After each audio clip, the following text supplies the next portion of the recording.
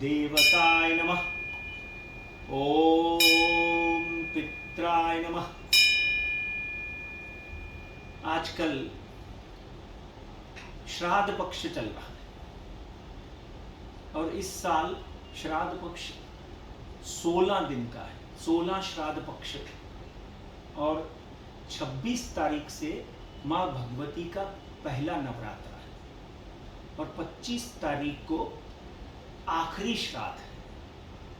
अगर आज हम देखें तो आज सुहागिन जो स्त्रियां हैं जिनकी मृत्यु हो जाती है, जो सुहागिन होती हैं, उनका श्राद्ध मनाया जाता है। इसी तरह आपके पूर्वज जिस दिन उनकी मृत्यु हुई है, जहाँ प्रलोक सिधारे हैं या वैकुंठ धाम में गए हैं, जैसे किसी के पिता, माता, दादा, परदादा एकम से लेकर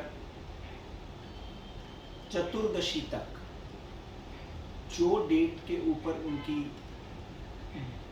डेथ हुई है, उनका देहांत हुआ है, उस दिन उसका श्राद्ध मनाया जाता है। मगर श्राद्ध पक्ष में कुछ तिथियां ऐसी होती हैं जो बहुत महत्वपूर्ण होती है। जैसे आज सुहागिनों का और 21 तारीख को एकादशी है। एकादशी के दिन संतों का, जैसे आपके कोई गुरुदेव थे या आप जिसको गुरु मानते थे, तो गुरुओं का श्राद्ध भी मनाया जाता है।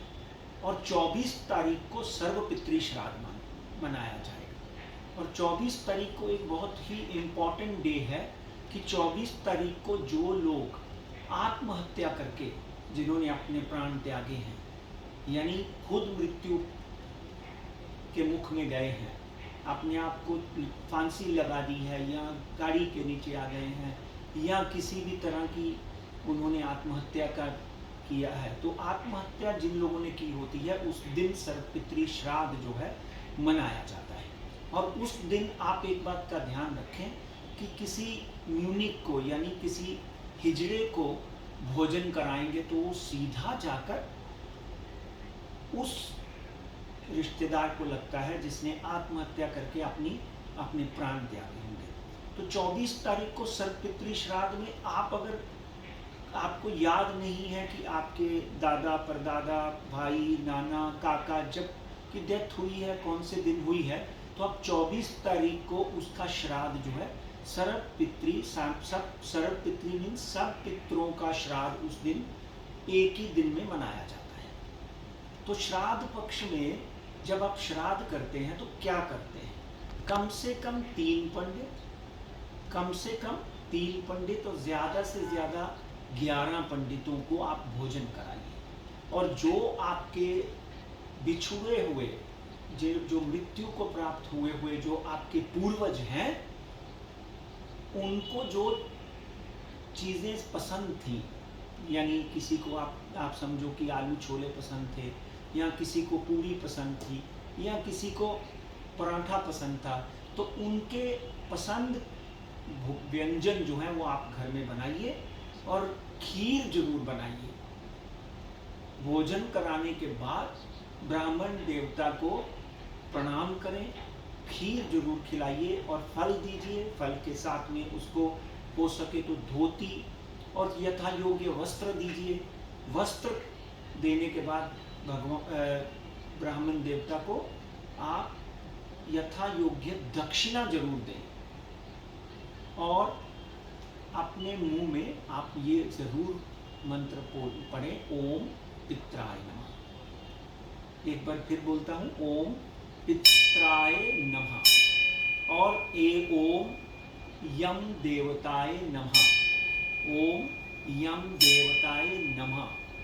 तो यह मंत्र जो है पढ़ने से आपके पितृ जो 15 दिन के लिए धरती पर आते हैं, वो आपके घर के नज़दीक इधर उधर उनकी आत्माएं घूमती हैं और जब आप उनका श्राद्ध करते हो तो वो प्रसन्न होकर आपको आशीर्वाद देते हैं। और हर दिन शाम को सूर्यास्त के समय, सूर्यास्त के बाद या सूर्यास्त के समय आप अपने घर के बाहर या ईशान में सरसों के तेल का दिया जरूर जलाएं। वो दिया जो है एक प्रतीकात्मक है कि आप अपने पितरों का कितना ध्यान रखते हैं, आप अपने उनको जिंदा जी भी आपने बहुत सेवा किया, और अब आप मृत्यु के बाद भी आप उनका स्मरण करते हैं। और दिया जलाने के समय सबसे पहले, क्योंकि आजकल यम देवता जो है वो भी धरती के ऊपर आए होते हैं। यम जो है शनि देव के भाई भी हैं। यम देवता को प्रणाम करें।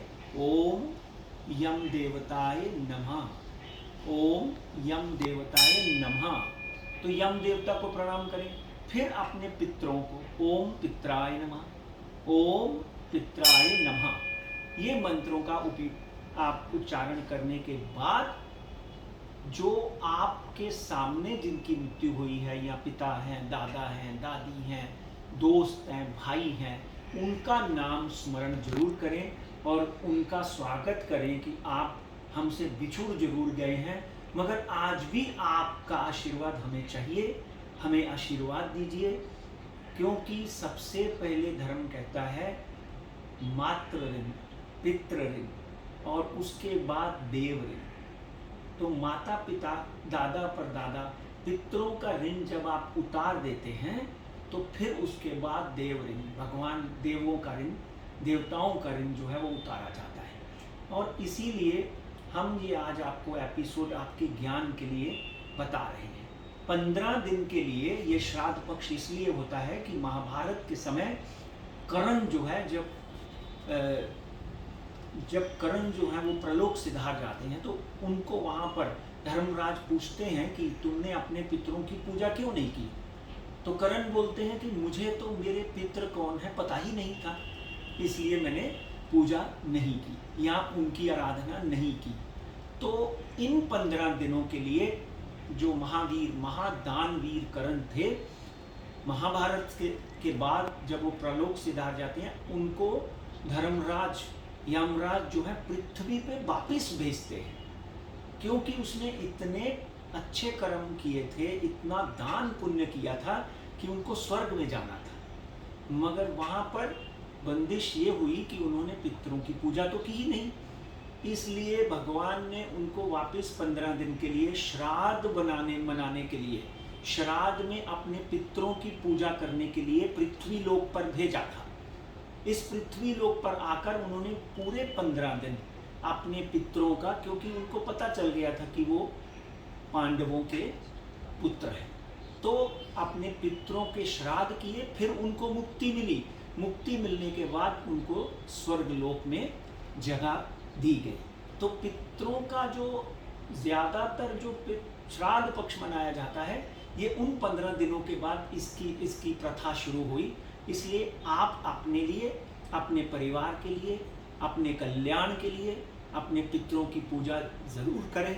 ओम यम देवताय नमः।